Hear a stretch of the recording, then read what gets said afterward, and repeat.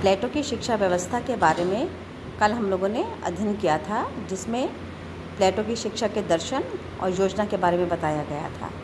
आज हम आपको बताएंगे कि किस प्रकार प्लेटो की शिक्षा व्यवस्था को व्यवहारिक स्तर पर न्याय संगत नहीं माना जाता।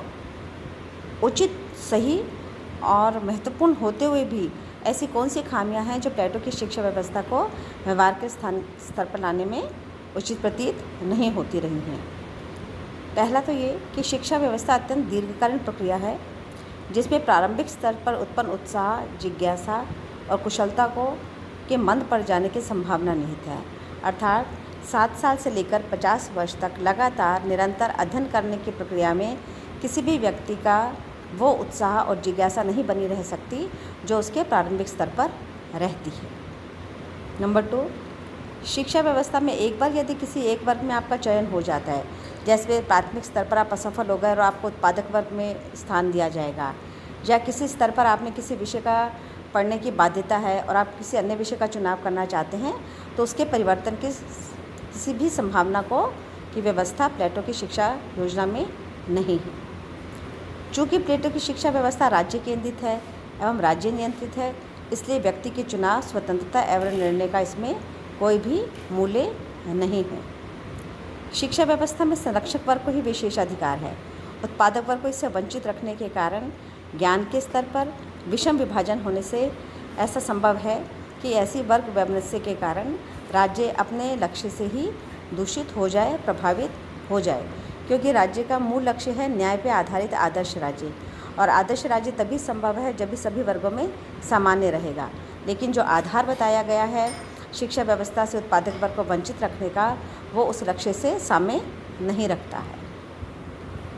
प्लेटो ने दर्शन को लेकर श्रेष्ठ सिद्धांत की व्याख्या की है, जबकि शिक्षा योजना को लेकर मानवीय व्यवस्था, भावना, इच्छा एवं जीवन जीने की अभिलाषा को विपरीत माना गया है। अर्थात एकमात्र लक्ष्य आदर्श राज्य की स्थापना है। आदर्श राज्य की स्थापना के अतिरिक्त शिक्षा व्यवस्था का, शिक्षा योजना का कोई भी लक्ष्य नहीं है, क्योंकि सिर्फ ज्ञानी व्यक्ति ही शासक होगा। यह आधार सद्गुण और ज्ञान के संदर्भ में तो उचित है, लेकिन सामान्य मानव जीवन के संदर्भ में इस संपूर्ण व्यवस्था को व्यवहारिक नहीं माना जा सकता। शिक्षा योजना में 50 वर्ष की आयु तक दार्शनिक शासक की व्यवस्था है, अर्थात जिसको 35 वर्ष तक शिक्षा प्राप्त करने और 15 वर्ष के सामाजिक जीवन का अनुभव होगा, वह दार्शनिक शासक की श्रेणी में आएगा। और दार्शनिक शासक से अपेक्षा की गई है कि वही दार्शनिक शासक आदर्श राज्य का संचालन और समस्त व्यवस्थाएं देखेगा। निरंतर ज्ञान, कौशल एवं अनुभव से परिपूर्ण व्यक्ति जब अपने संतोष के स्तर पर पहुंच जाएगा, तो उसकी दो ही संभावना रहती है कि या तो वो निर्विकार होकर पलायन कर सकता है, अथवा वह अधिक शक्तियों का प्राप्त करके तानाशाह की स्थापना कर सकता है, तानाशाह के रूप में आ सकता है। संभव शिक्षा व्यवस्था अपने सर्वोच्च स्तर पर जाकर कहीं ना कहीं दार्शनिक निरंकुशतावाद को भी जन्म देने की सामर्थ्य रख रही है।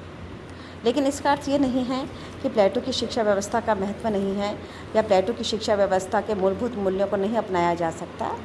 वस्तुतः प्लेटो की शिक्षा व्यवस्था का सर्वाधिक महत्वपूर्ण मूल्य यही है कि वह अपने आप में एक स्वतंत्र सिद्धांत होते हुए भी आदर्श राज्य को प्राप्त करने का या निर्मित करने का एक माध्यम है, और बिना इस व्यवस्था को अपनाए आदर्श राज्य की स्थापना नहीं की जा सकती है। दूसरा, प्लेटो की शिक्षा व्यवस्था में ज्ञान एवं कौशल के समन्वय का अद्भुत सामंजस्य देखने को मिलता है। अर्थात जैसे ही आपने सामाजिक संतुलन के लिए कौशल प्राप्त किया, किसी एक विषय में कुशलता प्राप्त की और आपने निरंतर अभ्यास से परिष्कार किया, तो आपका कौशल और जो ज्ञान होगा, उन दोनों के बीच में ही शिक्षा व्यवस्था का महत्व निहित है। शिक्षा योजना में आयु के अनुसार उत्पन्न उत्साह, भावना एवं प्रवृत्तियों के अनुरूप काव्य, संगीत, व्यायाम एवं विशेष विषयों की पद्धति का शिक्षण निर्धारित है, जिसे विद्यार्थी अपनी आयु के अनुसार श्रेष्ठ ग्रहण कर सकते हैं और सर्वश्रेष्ठ का समर्पण आदर्श राज्य के लिए कर सकते हैं। शिक्षा व्यवस्था में शिक्षा का एक समग्र स्तर पर महत्वपूर्ण जो संदर्भ है वो यह है कि समस्त शिक्षा व्यवस्था में जैसे ही आपका एक स्तर शिक्षा का पूरा होता है, आपको स्तर के पश्चात ही रोजगार उपलब्ध हो जाता है। अर्थात जीविकोपार्जन, रोजगार के संदर्भ में आपको किसी भी अन्य स्तर की प्रतीक्षा नहीं करनी होती है। क्योंकि इस व्यवस्था में प्रत्येक की भूमिका, चाहे वो राजा हो, चाहे उत्पादक वर्ग हो, सैनिक हो, शासक वर्ग हो, उसकी भूमिका स्पष्ट है और स्पष्ट भूमिकाओं में ही न्याय के संदर्भ में शिक्षा व्यवस्था को समझा जा सकता है।